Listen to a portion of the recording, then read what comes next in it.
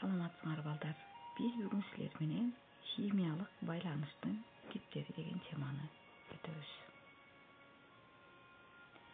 Химиялык байланыш атомдордун өз ара аракеттенишип бекем көп атомдуу системаны пайда кылуусу, атомдор арасында ядролордун электрондук тыгыздалышы. Байланыш энергиясы аны үзүүгө сарпталган энергиянын саны. Демек, химиялык байланышта атомдор өз ара аракеттенишип бекем атомдук системаны пайда кылуу экен. Алардын ядролору эмне болот экен? Электрондор менен же электрондук тыгыздалышы. Байланыш энергиясы бул ошол байланышты пайда кылганды реакция убагында үзүлөт. Ошол реакция жүрүп аткан убакта татаал заттарды пайда кылган атомдорду үзүүгө кеткен энергияны айтабыз. Ал жүздөгөн килоджоуль молго барабар. Байланыштын узундугу ал R тамгасы менен белгиленет дагы атомдордун ядролордун ортосундагы аралык. Ал 0,1 жана 0,3 нанометрге чейин барабар болот. Диполдук момент атомдордун ортосундагы аралык байланыштын уюлдуулугунун шени. Эми балдар, химиялык байланыш дагы типтерге бөлүнүп кетет экен. Мезгилдик системадагы элементтерди биз металлдарга жана металл эместерге деп чоң 2 класска бөлүп алабыз.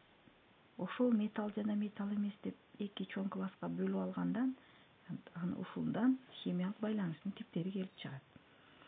Кече терс электирдүүлүк деген теманы өткөндө терс электирдүүлүгү начар же төмөн болгон элементтер булар металлдар, ал эми терс электирдүүлүгү жогору болгон элементтер булар металл эместер дедик. Ошондой эле терс электирдүүлүгү төмөн болсо электронду берип коет дедик. Ал эми терс электирдүүлүгү жогору болсо электронду кошуп алат дедик. Демек, химиялык байланыштын ошол электрондордун өтүшү менен жүрүп 4 химиялык байланыштын типтери пайда болот экен. Алар: коваленттик байланыш, иондук байланыш, металлдык байланыш, суутектик байланыш. Коваленттик байланыш дагы өз ара 3кө бөлүнөт: уюлдуу, уюлсуз, донор, акцептордук. Эми ар бир химиялык байланышка биз мүнөздөмө берип чыгайлы.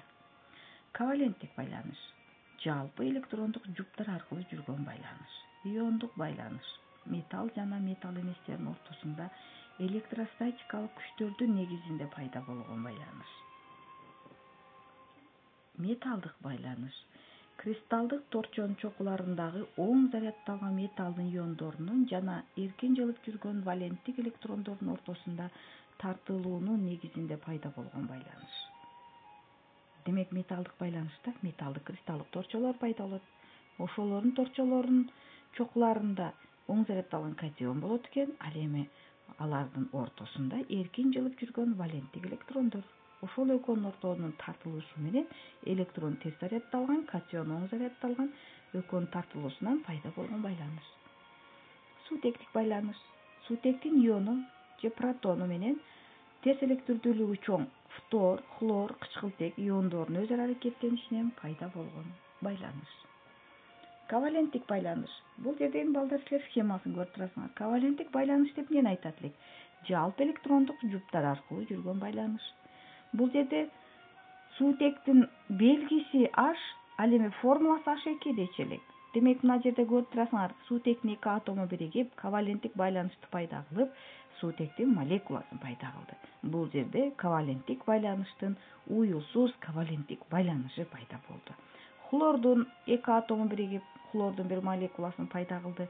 Ошондуктан хлорда дайым молекуласынын формуласы хлор 2 деп жазылат.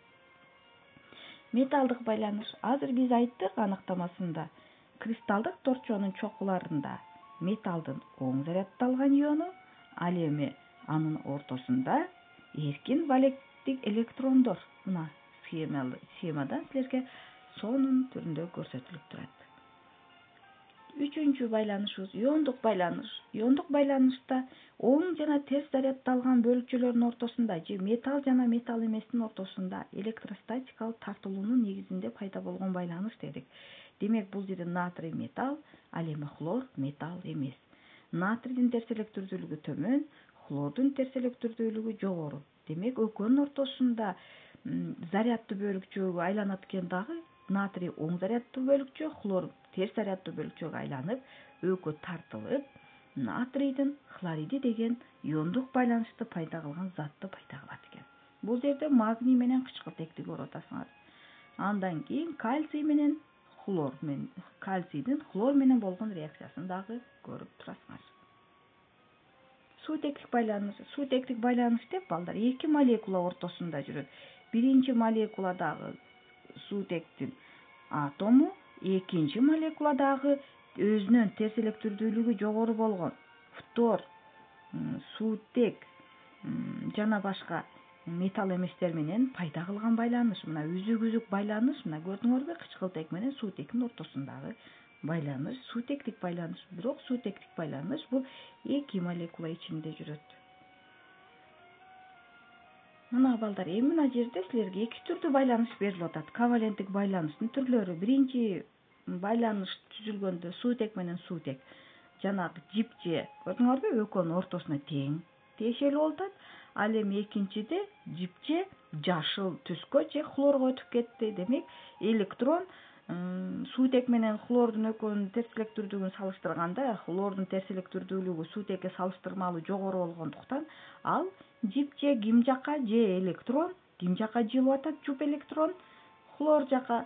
Ошондуктан эгерде электрон ортодо экөөнө тең тиешелүү болсо, биз уюлсуз коваленттик байланыш. Ал эми терс электирдүүлүгү бир аз айырмаланган атом жака жылып калса электрондук жуп, биз уюлдуу коваленттик байланыш дейбиз. Эми балдар, мына кызыл баракчаларга жазылган сүрөттөрдүн баардыгы бул силерге тапшырма. Мына биринчи байланыштын түрү, экинчи байланыштын түрү, үчүнчү байланыштын түрү, төртүнчү байланыштын түрү жана бешинчи байланыштын түрү берилип атат. Жогорудагы сүрөттөрдүн жардамында химиялык байланыштарды аныктагыла, ирети менен 5 суроонун жообун жазгыла. Бул силерге балдар тапшырма. Демек, ушул 5 сүрөттү аныктап, мага канча биринчи байланыш кайсы байланышты көрсөткөн, экинчи байланыш кайсы байланышты көрсөткөн деген жооп иретинде мен силерден жоопторду сурайм. Бүгүнкү өтө турган темабыз аяктады. Силерге ийгилик.